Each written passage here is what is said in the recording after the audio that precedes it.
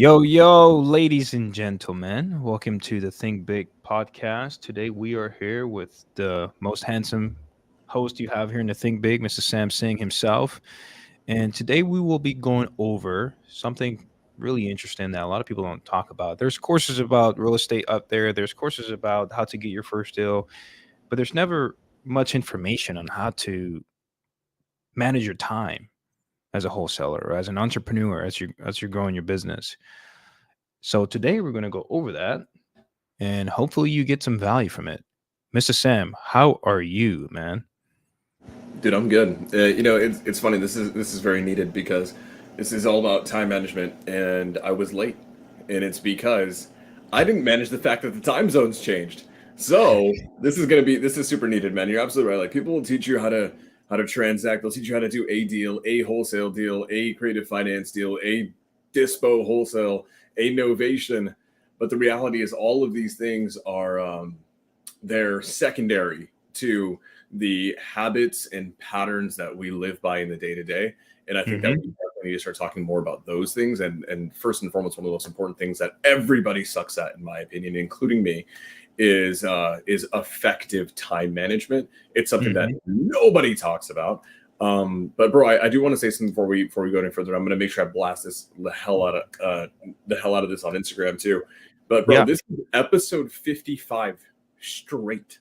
Like, think about that. 55 weeks and we haven't missed. And guys, like, don't get me wrong. I've missed. Alejandro has not missed. I don't think you've missed a single episode ever. And when we first had the idea of Think Big, we literally spoke about this and we talked about how the most important thing out of anything else outside of giving value to folks is that we don't miss. That was the number one thing, is that no matter how long it goes, no matter how many years pass by, we're still showing up every single week, and we still are. So for everyone that's been along for the ride, thank you. I love you all. And for Alejandro, thank you so much for being arguably one of the most consistent human beings I've ever met. But back to time management. So Hmm.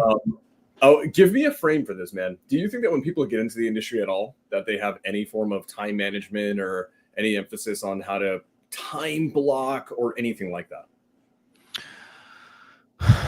I think people just have a very hard time on identify what's the real priority. Like what is the thing that's going to move the lever forward? I truly do believe that that's the problem there.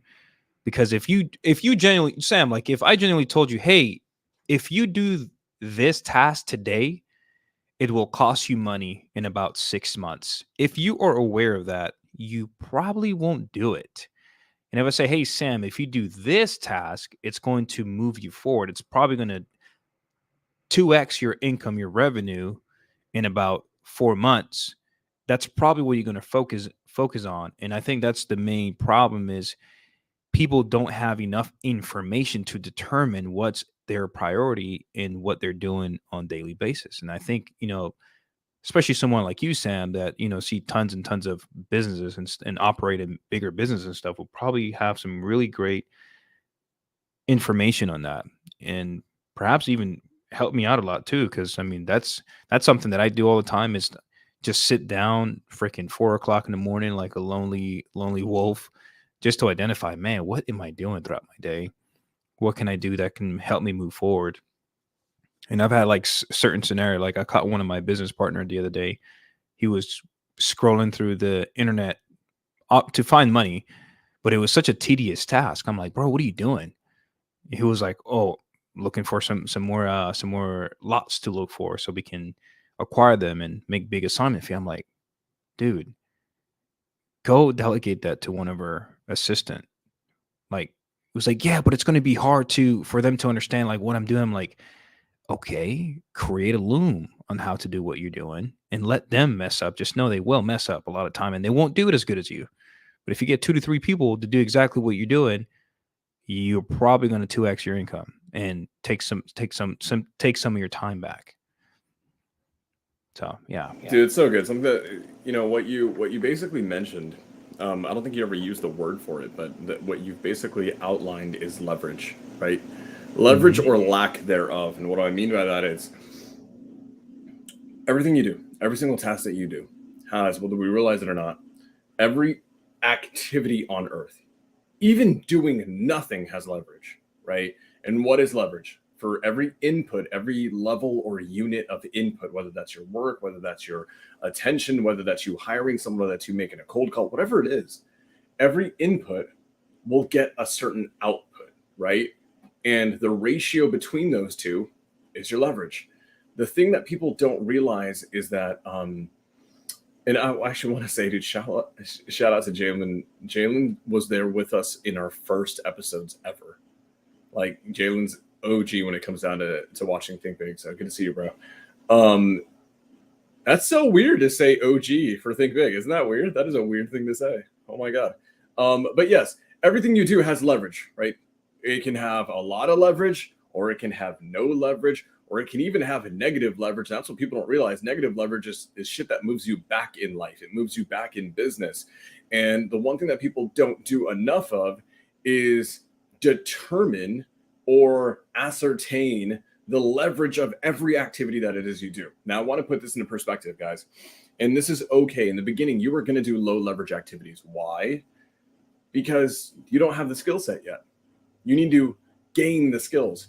Why did Alejandro and I both get started off as people who were like doing follow-ups, and we were on the phones, and we started getting to the points where we're closing, right? It's because we had to develop the skills. But now that we have the skills, do we have to be the ones on the phone all day? Hell no, right? We've upgraded our leverage. So what I want to do is talk about this at the beginning. Depending on what your avatar is, let's just say I'm going to use, the guys who are like me, the guys who are like Alejandro, like Jalen, because Jalen's a closer, people who sound really damn good on the phones. In the beginning, the problem is this, is that you sound really good on the phones and you're personable, but you don't know jack shit about real estate. You don't know anything about what it actually takes to lock up a seller. You may sound great on the phones. They may like you, but them liking you doesn't mean they're going to sell you their property at 50% of fair market value, right? Like that's the reality of it. So as you are attaining these skills, you are going to have to suck it up and enjoy and embrace doing low leverage activities. That can be like something like cold calling, right? But once you've done your 1,000th cold call, once you've done enough of it to get good at it, Alejandro, should you continue to be cold calling after that? Heck no. No.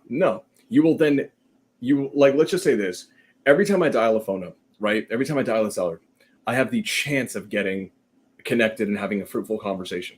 That is a 1-to-1 ratio. Let's just call it a 1-to-1 leverage multiplier. And then what's going to happen is this. I am going to upgrade. Instead of using Google Voice, I'm going to go use a ready mode dialer system, and I'm going to go dial 4 numbers at a time. I'm still performing the activity, but through the use of a tool, I'm upgrading my leverage. Now I'm dialing 4 people at a time. So I'm still spending 1 unit of time there, but I'm now having potentially 4x the conversations in the same amount of time because I'm dialing 4 numbers at a time. Now I went from a 1-to-1 multiplier to a 1-to-4 multiplier. And I want to keep going and amping this up and amping this up and amping this up. And eventually what's going to happen is you're going to get really damn good at cold calling. And you're going to know what it looks like to vet a lead, do some discovery, make sure this is an actually a motivated seller. And if you're smart, you are then going to go and hire a virtual assistant from a reputable company. And then what you're going to do is you're going to remove yourself from the cold calling task, right? And now you have a full-time 40-hour-a-week human being making the dials for you on a 4-line dialer. They're going to outperform you. You may be better than them. Sure, you may be better than them per unit of work, but they will put in more units of work than you ever could. Then what you're going to do with your regained time is you're going to become a lead manager. You're going to follow up with the leads. You're going to follow up with the sellers who want to sell. And then you're going to keep doing that, right? You're going to keep doing that. Now you're going to work on getting to a point where you're maybe closing a few deals. And then after you've closed 10 deals, 15 deals, 20 deals, and you've got tons of leads coming in from your cold caller, now you have way too much on your hands. You are going to then upgrade your leverage again, not by you closing more sellers, but by you reaching out into the world, bringing on an employee and training them to be a closer underneath you. And then they're going to spend 40 hours a week closing sellers. And then you're not cold calling, you're not lead managing, you're not closing. You're going to amplify yourself to be a sales manager. You're going to manage the entire sales team, right? All these things are in essence of upgrading leverage. But at the beginning, Alejandro, I think the number one thing that people kind of suck at is they're not really good at finding out and discovering where they're at right now. And what will happen is this, they get caught in the weeds of doing the thing, right? And they're not, in my opinion, We had this amazing honor of interviewing a guest shark from Shark Tank a few weeks ago, and I love the way that he worded this. He said, "Be a mercenary with your time." Like, take that in. Like, he didn't say this, but in my mind, that registered as be a freaking assassin with your time. Be cutthroat. Be cerebral. If anyone doesn't know what cerebral means, it means be extremely intentional from a very harsh mindset perspective, but it is protected. It's be analytical. It's don't be afraid to cut things off. Be cutthroat about protecting your time. In the beginning, we just get so caught up on, I'm just going to talk to sellers all day. And what'll happen is for the next year, you spend 8 hours a day talking to sellers all day. And then your business hasn't actually grown as much as it could have. So let's talk about time management, man. When someone's on the newer side, right? They're a little bit on the newer side. Is there like an effective time strategy that you've come across that you like? Someone that's new. Mm-hmm. For someone that's new, I always recommend them to learn one thing at a time and delegate everything else to an experienced company or individual that is doing exactly what they're looking to accomplish. And a lot of people fear from that. I think most new guys, any new person that's coming into real estate, they're going to fear from sharing the pie because 9 times out of 10, they're already in a financial distress situation and they're thinking about that 10K they can make by themselves compared to, 3K or whatever if they split it, which is the wrong mindset. And I understand because I was in that boat too. I'm like, well, damn, I definitely need that 10K right now. That would be really helpful. But what happens is they start to focus on too many things, and there's cons to that as well. You start to probably get confused when it comes to the documents like paperwork and stuff. You're like, oh man, this is probably not for me. Or the disposition, or cold calling. Oh my God, I don't know who loves cold calling. That's weird. You start to cold call and you get cursed out. Oh man, this real estate stuff is a scam. So I'm like, no, dude, just focus on this and let everyone else do the rest for you. Share the pie, understand the knowledge, absorb the blueprint, take it upon yourself, and go repeat it. So for time management, go focus on this one thing. But bro, I've tried so many times, and still, most people they're still itch to understand everything at the same time.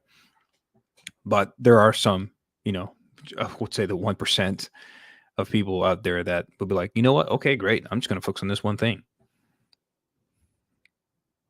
I'm gonna say it's really interesting, man. Okay, guys, when you're getting started, right?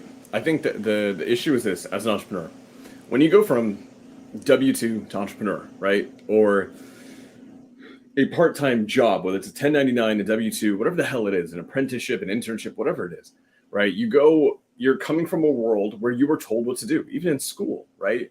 Like in school, every single class is mapped out. When you're in high school, when you're in middle school, when you're in college, every class is mapped out. Every break is mapped out. You have large bells that ring across the classroom to tell you where to go and when the next class starts and when to do the next thing. And then when you get into entrepreneurship, it's this very difficult thing that people don't realize they're not really prepared for truly. And that is the fact that they're going to have to be self-managing, right? Self-management is a critical thing that no one really talks about. And the reality with self-management is this: is no one's going to tell you as an entrepreneur when to show up for work. No one's going to hold you to it unless you work for someone else's team. But if you're trying to do this on your own, you're trying to, be the captain of your own ship, which everyone should be, in my opinion, at least to a degree. The problem is this: when you're the captain of the ship, no one's going to hold you to it. No one is going to tell you to show up for work. No one has the whistle telling you when to go on from one task to another. And I think that something that a lot of people struggle with, Alejandro, in the beginning, is they're not used to being their own bosses. Like, everyone likes this idea of, I want to be my own boss. And the reason why is the most arrogant thing ever. It's because they don't want to take orders from someone else, right? But the problem is when they become their own bosses, they don't even give themselves orders. And what ends up happening is it's this orderless kind of chaos where you'll work when you feel like working. I have a lot of friends who are like new to entrepreneurship, and I see this massive issue in their time management. And honestly, it's a trickle effect of work ethic. And it comes down to like, I'm going to wake up whenever the heck I want to wake up. And guys, don't get me wrong. I like sleeping in. I'm a night owl. So I'm not your 5 a.m. kind of entrepreneur guy. That's not me, right? The whole 5 a.m., 4 a.m. ice plunge. That's not Sam. That's Marlon. That's not me though, right? So I'm not against that. But what I don't like is when people have zero structure to how they do things. None. It's I'm going to work when I feel like working, and that is it because I'm my own boss. But you're a beginner who's maybe only gotten 1 or 2 deals and you have no predictability in your business. And so what ends up happening is, tomorrow they're going to wake up at 9 a.m., start working at 10. The next day they're going to decide to take half a day off and then they're going to work at 2 p.m. Right. And they keep on this cycle for 6 months. And Alejandro, what happens is they unanimously will come to guys like you and me, bless you, by the way. They will unanimously come to you or me and then say, hey, I don't know why I'm not getting traction in my business. Guys, you guys want to be like, I want to say this. I'm going to do a webinar really soon, probably the next week. And it is about KPIs. Okay. It's something that we don't talk about enough. And I'm vehemently, I hate KPIs. I'm visionary as hell. But the reality is KPIs drive business forward. Right.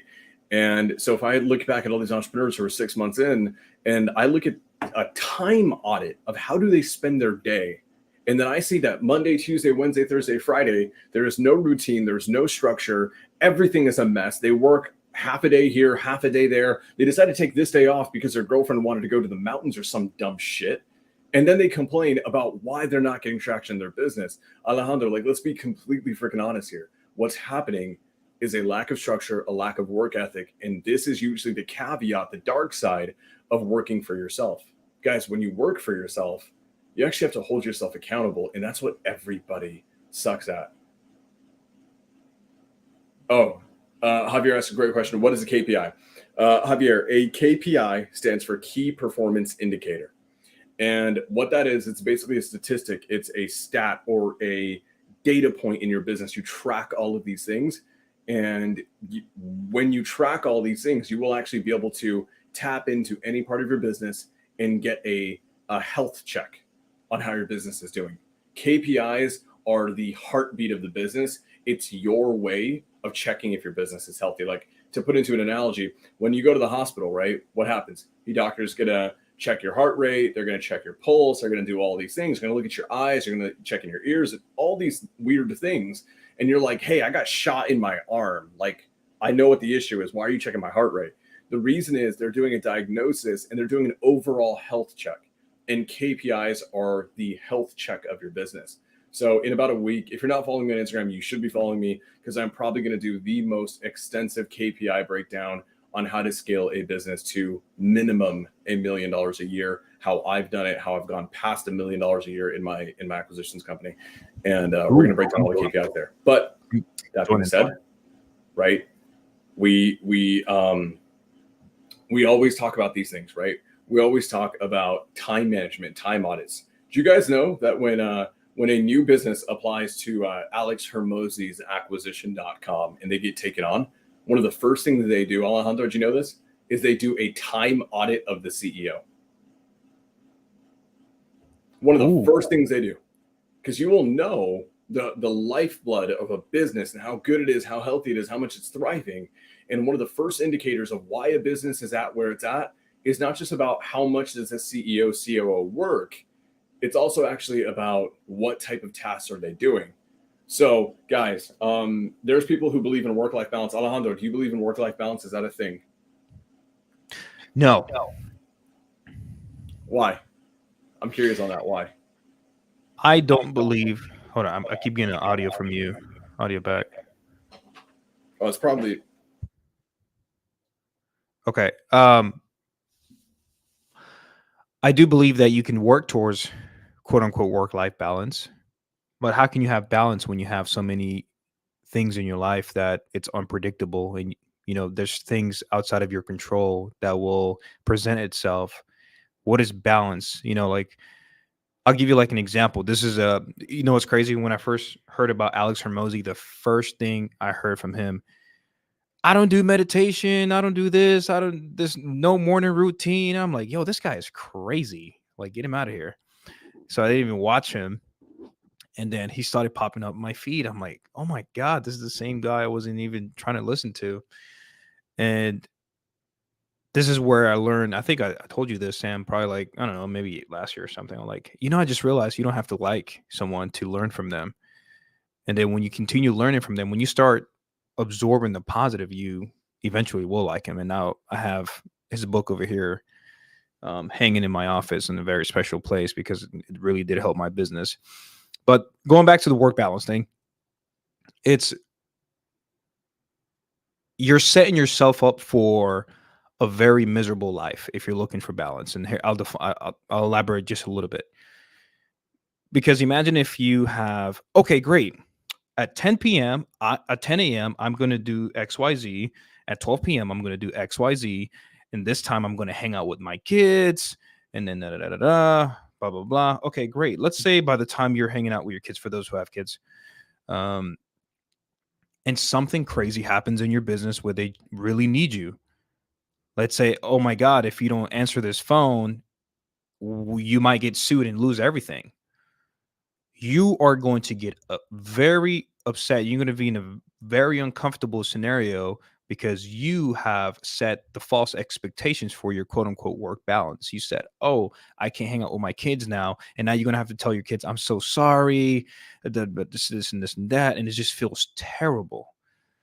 So for me, if you're in a scenario like that, what is work balance? Why not set expectations to not have balance? So when stuff do arise and stuff pops up, it was already expected because you didn't set the expectation of work balance. In fact, you set the expectations of, I expect for something to go off track today. And now you have a more, to me, at least in my experience, it's a more peaceful life. And that's, I guess, what you can call my peace. The balance to my peace is not expected life or searching life balance. That's so good. I'm gonna echo a little bit here. I would say I would say work life balance can be a thing, right? If you want to, and what when you say this work life balance, what you were actually indicating or you're implicating is a compartmentalization, which means that you are separating the two, right? There is work and then there is life, and they are not together, and you have a hard line between the two. For some people, that's the way to go. I get it. I get it. I think I get it.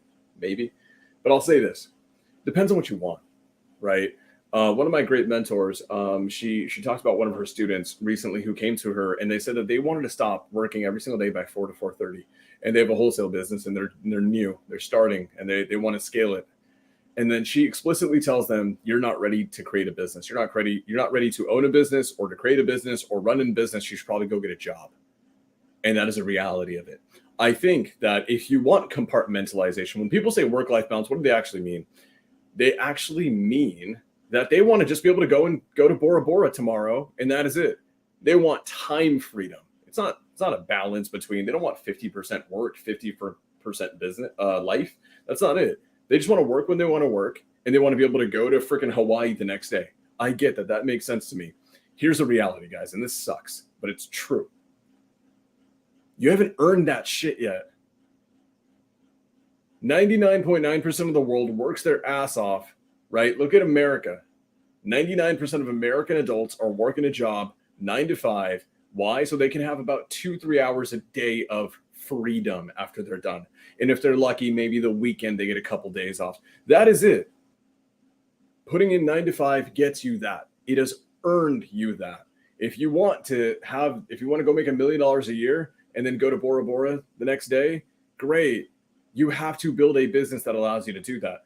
And people, what they really want is they want season 10 wins. They want season 10 privileges, season 10 rights and rewards, but they haven't put in the work of seasons 1 through 9. Guys like Alex Hormozy, he's like what, 33 years old, 33, 34 years old, makes $200+ million a year. Then he can work a couple hours a day. Hell, if he wants to go to Italy for the next month, he can. It's not going to hurt him a bit. He'll probably end up making more money still. The reality is this: he's worked his damn ass off to get there. And whenever I run across someone and they're newer and they get into real estate or entrepreneurship or business ownership, and they say, hey, I'm here because I want to create this amazing time freedom, and I want work-life balance, and I want to be able to spend all this time with my kids. Great. Either your kids will be there in the office working with you, or your business will never get to the point where you will be able to go to Italy for a month without thinking about it. It's the sad truth. I wish it was that easy. I do. I actually do, because it'd be easier for me. But I honestly think it's one of the biggest fallacies out there. And I talked about this on a comment, and it kind of went like mini viral. And I said that whenever I hear someone who thinks they can have that end by 4 p.m. a day, and they're new, right? This is not like Ryan Pineda, who has, 19 companies and he can reap the benefits of those, right? This is someone who's brand freaking new to entrepreneurship, and they think they can get off at 4 p.m. and go spend time with wife and kids and then still make $1 million that month. Guys, I'm sorry, that shit's not happening. And I responded with this, and I stand by it. I think when I hear that mindset, I'm at a point now where for me, that signifies one of two things. It is extreme arrogance to think that for whatever reason, in the free marketplace of the world, of business, you have competitors. The work that you have to put in is not just so you can make money, it's so you can take a piece of the market share. If you're a wholesaler, it's the work that you have to put in, the inputs to get in front of the seller so Alejandro's team doesn't. You have to outperform his team. That's the input that you have to put in. It is not a vacuum. The world is not a vacuum. It doesn't work that way. So it is extreme arrogance, in my opinion, if you think that you can just work 5 hours a day, 8 hours a day, and that's it, and make $1 million a month. There's a tremendous amount of arrogance for you to think that as a newbie, you can put in that little input, make that much money, because that means you are competing and beating guys like Alejandro, who's a freaking animal, and his team are freaking animals. It is arrogant for you to think that you can beat them at this game. So that's part one. It's either extreme arrogance, or more than likely it's extreme ignorance. It's your bright-eyed and bushy-tailed. You think that it's going to work. You think that you're going to be able to have the time off. You think that you're going to end off at 4 p.m. and then all of a sudden make $500,000 in the next 30 days. Guys, we make a lot of money. Alejandro and I both make a ton of money. And there's still so much more for us to do. We work our asses off, and we understand that that's the price that has to be paid. So one, I think that if you think work-life balance is a real thing, it might be. You haven't earned it yet. If you're anywhere near being newer, if you're anywhere near in your maybe first 5 to 10 years, you haven't earned a work-life balance. You haven't earned separation. And this is why, Alejandro, I'm getting to a point, man, where I'm starting to not despise, but I'm starting to get really irked by people who come into the industry. They're like, I just want to buy rentals because I want passive income. And that is it. And that is it. And it goes to show that they've never bought rentals before, because, guys, rentals are not passive at all. Property management is not passive at all. Nothing is passive outside of lending in real estate and entrepreneurship. So let's do this, man. I want to give people somewhat of a framework that they can follow to be a little bit more productive in the day with their time management. Is there a system that you like to follow in your day-to-day? Yeah, absolutely. There's definitely a system that I like to follow, and some hate it, some love it, some understand it, and some people still thinking about whether they hate it or love it. But I found that one of my biggest distraction while I was when I started working was my cell phone. Huge distraction. It's so easy. In fact, that sometimes I feel like my fingers think for themselves. Like I'm focusing here and then my fingers like scrolling. I'm like, what are you doing, finger? Why are you scrolling through Instagram? What's going on? Like that's how I feel at that point. So that I realized that's one of it. And when I forgot what book it was, I read a book, but you have like you put your cell phone on personal, do not disturb, and you put it across your house, your home, your apartment. You put it in another room, and you just don't pay attention to it. You just lock yourself in the office if you have one, if you have the luxury of having an office, or go elsewhere to have an office, and you just focus on that. Focus on what you have, those tasks. The most important thing. That's number one is remove all distraction. Remove all distraction or habits that doesn't benefit you. Remove those. Find ways to remove it. Find ways to trick your mind from being desperate for that dopamine of scrolling through your phone. Find ways to do so. For me, is being in the other room. And again, I have some partners that just don't like it, and that's starting to that's put me in a position where like, okay, well, do I want to have partners that need me 24/7? Because there are things that needs the attention. Do I want to be in a business that needs my attention? Probably not. I'm starting to learn a lot through this whole process. And the next thing you can do is knock that shit out early, man. Knock it out early. I woke up the other day. I think I woke up at 3:40 a.m. Central Time, and I went to bed midnight. Sure, I could have said, "You know what? I can go l- I have I don't have to report to anyone. I don't have anyone above me.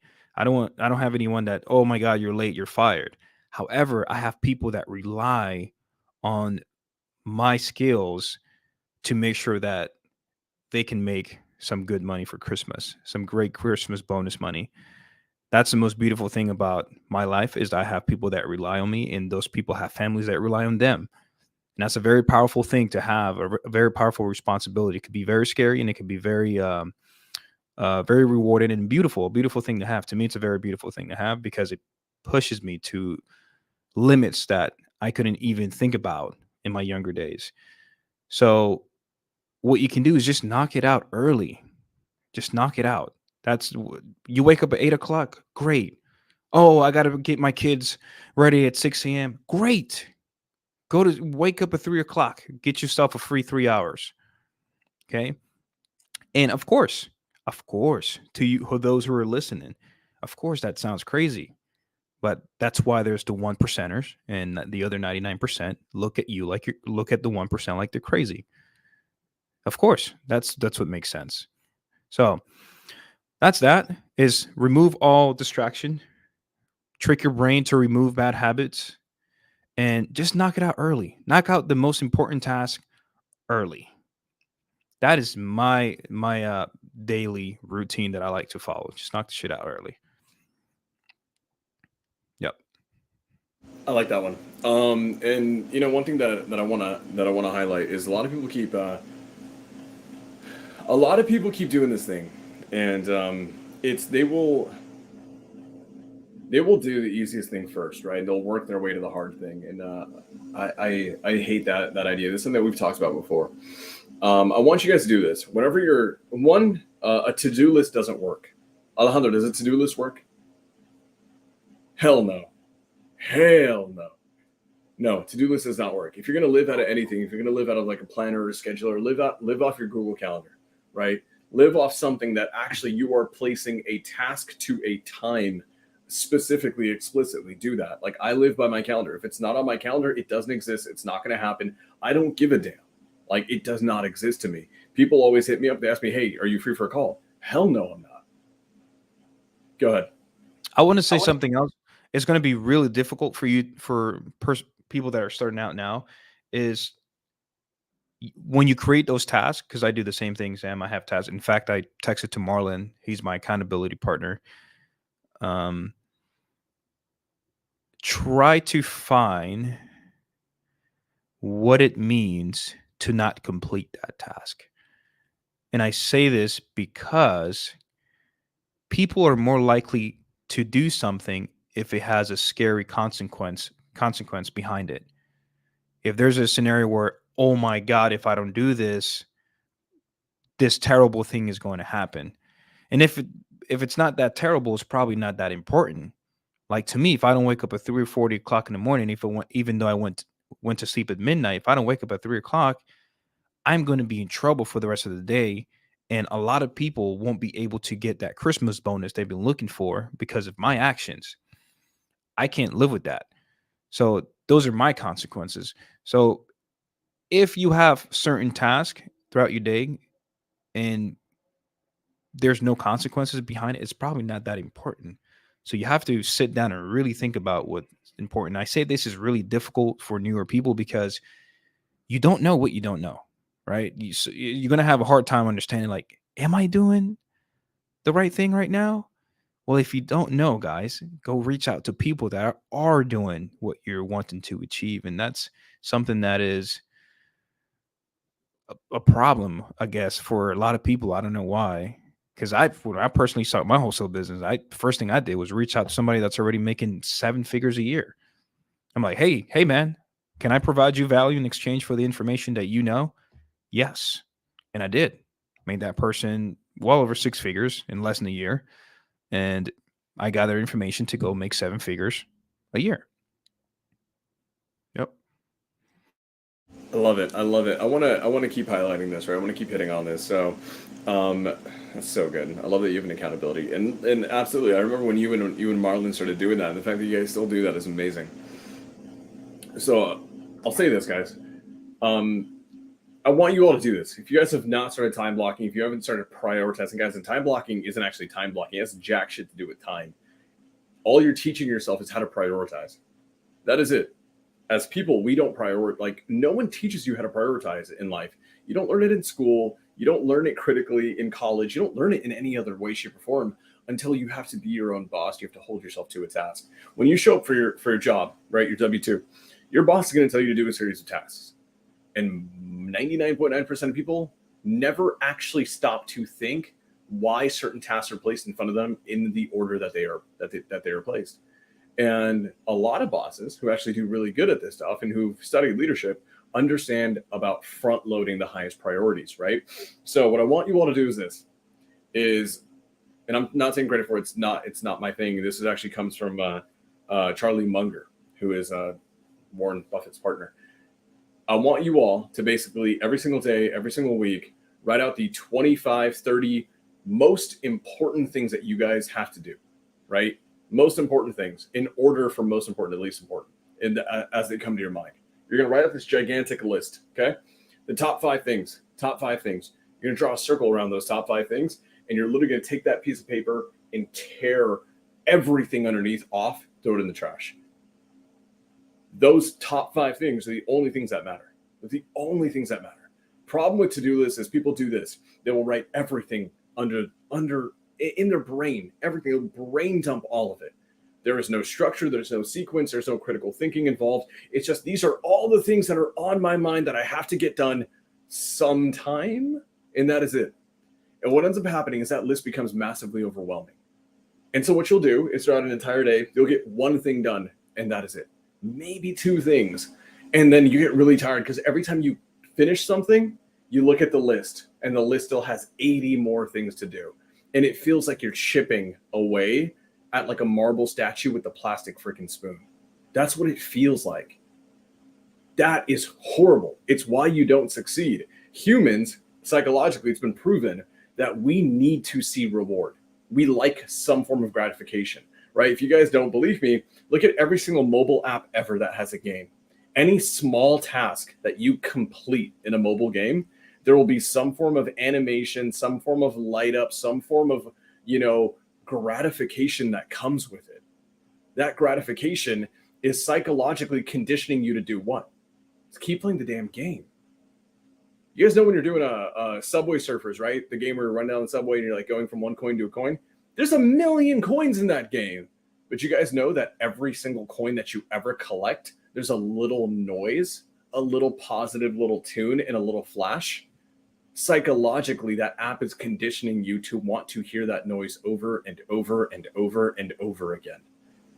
As humans, we want to see that. But when you put everything on a to-do list, you only do 3 things in a day, and there is no positive conditioning, and you see 80 more tasks, it's as if you did nothing. So what I want you to do is not have 80 tasks, have 5. So every time, even if you only still complete 2, now that's not 2 out of 80, right? Or 2 out of 100. That's 2%. Psychologically, that's setting you up for failure. But if you do 2 out of 5 in the day, that's 40%. That's huge. You will actually feel the dopamine hit from it. It'll make you feel like you're moving the needle. You are gaining traction. You'll be obsessed with gaining the traction. This has been proven over and over and over again. So number 1, as you get bigger and bigger and bigger and better at business, what I want you to do is start shrinking the amount of tasks that you're going to do in a day. Right now, I'm telling you guys straight up, I am good for probably no more than 3 to 4 tasks a day. That's it. That is it. Everything else, I'm completely useless. But guess what? Those 3 to 4 tasks, they're extremely high leverage tasks. In the beginning, when you don't have a lot of leverage, you have to do a bunch of little things, right? You get more deals, you get 5 more deals, 10 more deals, you make $100,000, you hire some more people. You're going to actually do less work per volume, but what's going to happen is you're going to increase the leverage per task. And that is how you keep moving the needle. Guys, there's only 2 grand certainties that I'm convinced of in life. Number 1 is that we're all going to die. We're all expiring. And number 2 is that we all have the same 24 hours in a day. Those are the only 2 universal truths that I can see amongst all of us. Why the hell is Warren Buffett worth over $100 billion and he has the same 24 hours in a day that I do? Why is it that Alex Hormozy makes, I don't even know, what, $20 million, $30 million like a month? Why is he doing that? And I'm not. He has the same time. He has the same capacity. He's a little bit older than me. He's going to die just like I am. The reality, and here's the thing, I can probably argue that I'm actually working harder than Hormozy is. But the reality is he's getting more output. He's getting more leverage for the tasks that he puts in. So in the beginning, I need you all to be very analytical with what every activity you do, whether it's underwriting a deal or, and this is why I love Alejandro. He's so good with this. I overcomplicate SOPs all damn day, right? In my mind, I hear the word SOP and I start freaking the hell out. It's just not the thing I like doing. Alejandro's like, yeah, just record in a Loom video one time and you're good to go for the rest of your life. And I'm like, damn, it's actually that simple. Every time you do a task, I want you all to track what you're doing, track all of it, right? SOP it, whether that's in a written format, whether it's recording yourself in a Loom video, whether, you put your iPhone up on the side, you're just recording yourself talking to the camera about what the hell you're doing, and that's it. Get it done. Because once you have that, you have clipped yourself in life teaching how to do a task. You can go put that task in a Google Drive folder, hire 100 people and say, hey, that video right there, that set of videos, that Google Drive folder where it's just 50 videos of me just talking to my damn iPhone, that's your freaking holy grail. That's the Bible that you live by in this business. And then people, instead of coming to you, they come to virtual you. They come to the clones that you've made, and the clones will teach people. Now, all these people are learning from the clones. You have all of your time back. Now you can go find a higher leverage activity. So like for me, right, we talk about like leverage and increasing leverage. Guys, in the beginning, you're going to call sellers. In the beginning, you're going to underwrite deals. Eventually, you'll remove yourself from that. You'll have a lead manager, a cold caller, a closer, a dispo manager. You're going to have all these things, a TC. I'm at a point now where I am caught between a rock and a hard place. And that is because I understand that I've got 2 forms of leverage coming at me. I've got another business that is far more scalable. It's something I never talk about publicly. But if I crush that business, I will make $100 million minimum on that business. If I crush that business, great. And I will. But the reality is this, I have to make a decision. Do I A, increase the leverage in my acquisition business by hiring a COO and replacing myself, having them run the company for me while I'm gone, right? Because then the company runs, I get all of my time back. I'm still making the money from the acquisition business, which is making over 6 figures a month. Amazing. That is phenomenal. But it's going to cost 3-4 months of my time.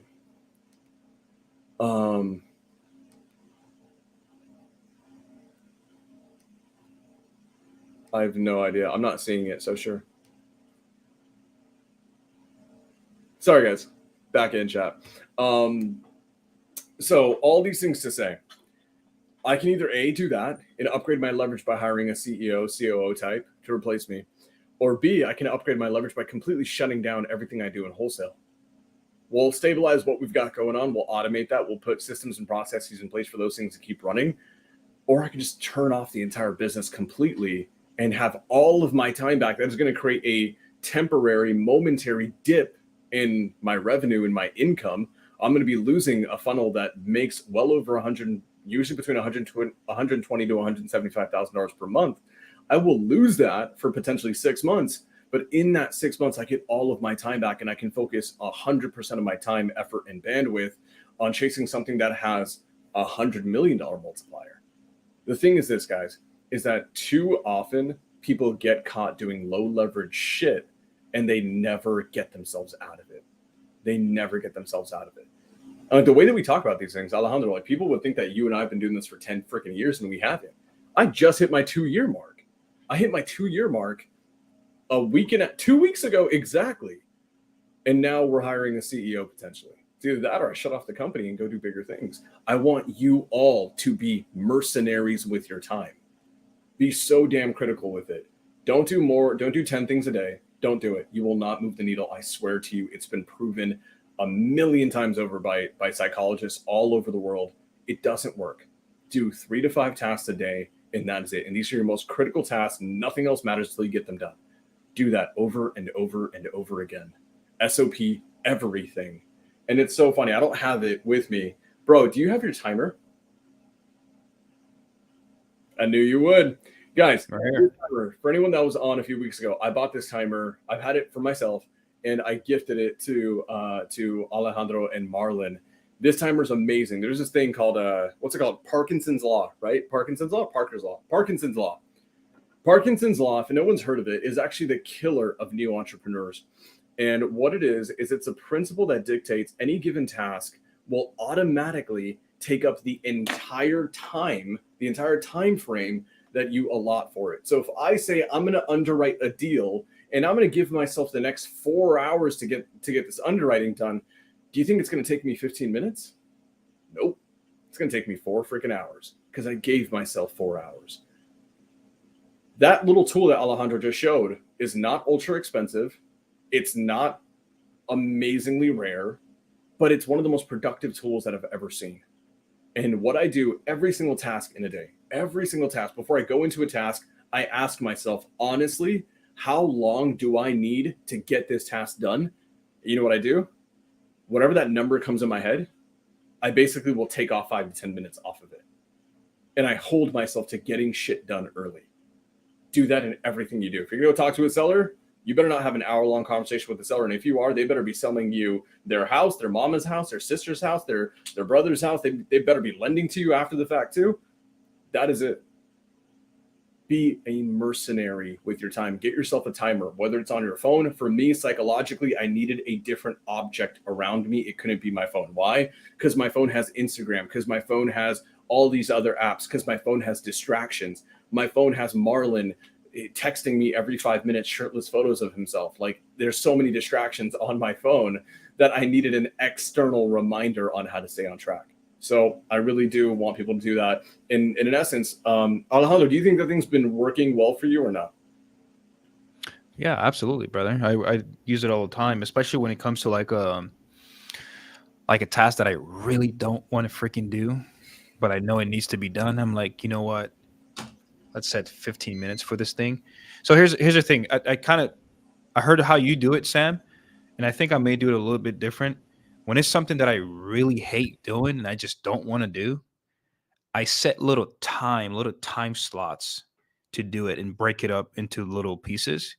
And that actually helps me get into the dopamine effect of actually getting close to complete this thing that I don't want to do. And maybe at the second or third Pomodoro, which is the time slot, I then just boost it up to like 40 minutes. So like I will do like 15 minutes. I had like, I don't know, like 100 messages to respond to on Facebook. I'm like, oh my God.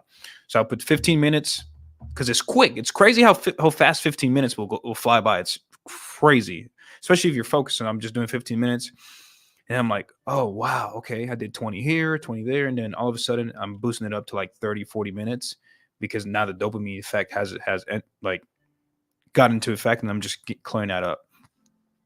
So it helps a lot. Thank you, brother. Awesome. And I'm glad to hear that. For me, that thing's been a miracle. And the reason why is this, guys. There's a lot of people who, you know how there's this spectrum of people who want to only put in a certain amount of work a day and then they're done?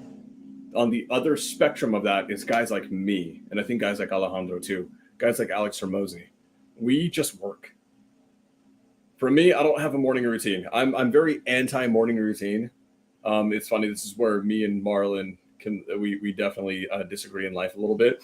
I don't believe in morning routines. I think that a morning routine, if you have one, great, but it's not a requirement. I should be very clear when I say this. I don't think a morning routine is a requirement for succeeding in business. I don't think there is. If you look at everyone who's actually in the seasons that we are, right? You guys look at Jeff Bezos right now, and Jeff Bezos is on a yacht with 25 supermodels, right? Popping champagne. Like, I get it. The reality is when Jeff Bezos was in a shitty little office building one of the greatest companies of all time, he didn't spend his time with supermodels. He didn't spend his time on a yacht, on a boat, screwing around. What did he spend all of his time doing? You think that he had a morning routine? Like, guys, people, I love this. Hermosa talks about this, where people, they see like a billionaire who has a 7-step morning routine. They're going to wake up. They're going to do affirmations. They're going to shout spiritual sayings out into the world. They're going to jump in a freaking ice bath for 25 minutes. Then they're going to go meditate and do all these things. There's nothing wrong with any of these things. And then people will say, hey, because the billionaire's doing it, I should do that too.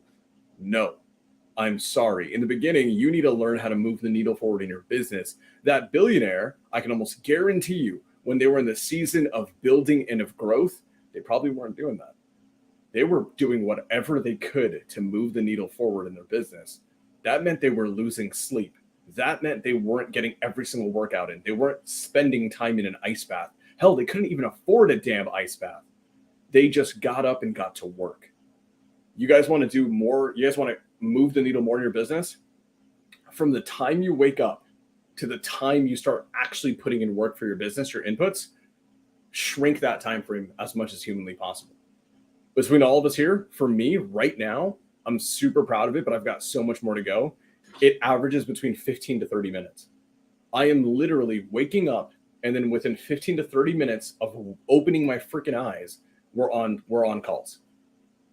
And I'm trying to get that down to 5 minutes. And then what's going to happen is I'm going to remove myself and hire someone else who gets it down to 0 minutes. And I'm going to find another high leverage activity to fill the void. So here's another big thing that I want to talk about just real quick. Guys, this is something so critical. People will hire someone, right? And they'll say, hey, I'm going to go hire someone so I can get my time back and solve bigger problems, right? So they will SOP a low-level task in their business. They'll hire like a cold caller or someone else. Alejandro, this always happens, bro.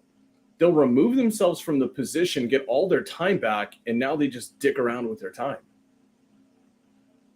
They don't occupy their time with anything else. Now they just sit at home and just watch TV all day. And then they wonder why the business isn't growing anymore. Remember that when you remove yourself from a task, when you remove yourself from any form of low leverage activity, you have to, with that regained time, if you want to grow in business, guys, substitute the new time with a higher leverage activity. And you're going to repeat that process. You're going to rinse and repeat. Don't just remove yourself and then just screw around all day. Then 6 months later, you're going to come to me or Alejandro and be like, guys, my business hasn't grown in 6 months. And the first thing me and Alejandro are going to do, because we're smart, we're going to audit your time, and we're going to see that you're not doing anything valuable with your time. And with your time, if you are doing something, it's probably not valuable enough. So I do want to say this, guys, and this is me kind of going back to what I was saying earlier. For all the people in the world who are super adamant about waking up early at 5 a.m., beating the sun up and all that kind of good stuff, for every one of them, there's also the opposite people like me. We're the night owls. We pretty much work 24/7. I don't believe in balance. I really don't. If the job needs to get done at 3 a.m., I'm going to get it done at 3 a.m. That's what's required of me. That's okay. That is okay. I'm going to give permission here because this was big for me, bro. Alejandro, I don't know if you've ever had this. Have you ever had people guilt you in life for how hard you work and how much you work? Oh, shit. They tried. It didn't work. So that's the thing. For all the people who resonate with me and with Alejandro and the fact that we just work our damn asses off, there will be people around you who aren't okay with that. They're going to guilt you into not working. Right? Like, why are you working so much? Oh, you've already done enough today. Oh, you already got the deal today. Oh, you don't need to do more. Like, come on, be normal. Guys, you aren't here because you're trying to be normal. You're here because you are abnormal. And that's okay. So what is going to be required of you to elevate? This was given to me by a billionaire. Kent Clothier sat me down one-on-one. I had a one-on-one hour-long talk with him, life-changing. And he said to think about everyone in my life who was my close friend. And I pictured them. And then he said, get ready to leave them all behind because where you're going, most of them will not be able to follow. Ever since, I've been very much a mercenary with my time. If anyone ever gives you shit for overworking or working late or hell, waking up at 4 a.m. and getting to work then, cut them out. They honestly just cut, in my opinion, Alejandro, I don't know about you. I'm like very critical with this. I say cut them out. They don't see what you're trying to do. They don't, maybe they don't resonate with it. Maybe they don't understand it. Maybe they can't relate to it. To me, it doesn't matter. You've got an empire to build and you have to sacrifice for it, and that's okay. I have a take on that too, Sam. I'm in a place in my life right now where I'm exhausted with trying to change people's way of thinking. Not because I'm selfish with my time, not because I'm judging them. It's because I've came to realize everyone has their time. Everyone has their time that they hit rock bottom and they decide to change as a human being. And I'm in a place where if I see you doing something wrong, and this may sound really terrible, I might just walk away unless you're acknowledging, like, wow, unless you're like, oh my God, I wish I didn't do that. But like, okay, you're open to receiving some criticism and some lessons to be learned. Here's what I would have done in your situation. But, even Sam, when you said, like, hey, don't do this, don't do that, cut him out. Like the other day, where I told you, like, I went to bed at midnight. My girl and my business partner was like, dude, it's okay to take a nap. I thought it was pretty funny, and they were like, "Why are you laughing?" I'm like, what the fuck is that? What do you mean take a nap? What is that?" Um, and they were like, "Man, like you're crazy, like you haven't slept and stuff like that." And I explained to them my point of view, and they were like, "Oh, that makes sense," and they understood. So I know they were saying that for looking out for my best interests. It wasn't like, "Oh, you should calm down because you're going crazy." It was more like, "Man, you should rest." And I was just laughing because it's like, what do you mean rest? What do you mean? I can't think like that. I'm like, I'm not at a point in my life where rest is an option for me. And if I go to sleep or take a quote unquote nap, I will feel horrible for the rest of the day.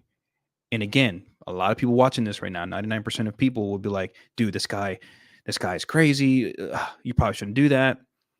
But that is my form of happiness, is that all the difficult situations that I'm in, or any scenarios where I'm forcing my eyes to stay up, even though my eyes are trying to close, the fact that I went through the whole day without taking a nap, I went to sleep with a big cheesy smile on my face. And guess what? I got some rest that night. I went to sleep really early, like at 8 o'clock, and I woke up at 5:30, 6 o'clock in the morning. So that's my take on that. Kind of lost where you were going, but just went a Just little went a rant. little rant. No, no, you're good. You're absolutely good, and you're right. You're right. There's people that you absolutely probably shouldn't cut out, like your girlfriend. Right? That's probably an important one. So, guys, I'm not saying if your girlfriend tells you to take a rest, don't break up with her. Don't be that extreme. But definitely be And immersed. and real quick, Sam, the meaning behind that is to you need to let people know around you, especially the people you love, your goals, your vision. If you truly love them, don't just take off to level 10 and leave them at level 2, don't, and expect them to understand the crazy shit you're doing. You should elaborate a little bit of your vision and why you're hitting those goals so they can fully understand. And if you elaborated that and they fully understand, and then they still trying to hold you back, now that's a different scenario where I agree 100,000% with Sam and what he's saying. So that's all, because you know how people like misinterpret different things, like, so just putting that out there. Yeah, yeah, guys. I'm not as say gung ho as Andrew Tate about it. Um, yeah, definitely give people context before you cut them out. Okay, Alejandro, people got dues to pay, man. You want to let them know what the homework is? Yeah, absolutely, man. Listen, everyone here in the Think Big podcast, Sam, myself, Alejandro Alvarez, Marlon, we got Daryl. We all started this. We started this not for any financial benefits. We started this because we love to hang out with each other, and we love to share our experience with other people out there so they can learn and perhaps even skip a few mistakes so you can get to 10K sooner than we did, because we went through a lot of BS to get to where we are today. And we're just here to share it and just hang out. This is our quote unquote fun time to ourselves, because we throughout the day is just nothing but chaos. I mean, maybe 10% are great, but that chaos is what gets us moving forward, believe it or not. And I love that shit. If you don't love chaos, I'm sorry, it may not be for you. So we're just here to hang out, man, and share the experience with you guys and answer questions. I would love you guys to, bring some questions, whatever you're having trouble with. Reach out to Sam directly and on Instagram, myself on Instagram, and we can answer some questions or bring it on to the Think Big podcast and share the answer for everyone, because a question can bring value to thousands of people. And we truly do appreciate that. So if you gain any value today, take a picture, take a screenshot. If that's too much for you, copy and paste the link and share it with a friend that you feel will gain value from this. Don't, if you want to share just to share, that's fine, but share with someone that would actually benefit from this. Of course, if you gain the value. And if you're really nice and you would love to show a little bit more appreciation, I would love for you guys to take a screenshot and post it on your Instagram, your Facebook, your TikTok, wherever you scroll, and share with friends and tag us on it.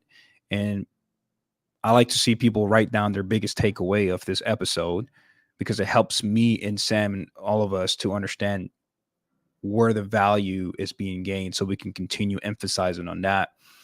And that would be really helpful. So that's my biggest takeaway. Sam, I appreciate that's what I had to say. Sam, and I appreciate you for what you were sharing today. That was really valuable. And that's about it, man. So anything else you want to leave them with? Go make some damn money, all you guys. We'll Heck see you yeah. next week. Love y'all. Peace. Peace.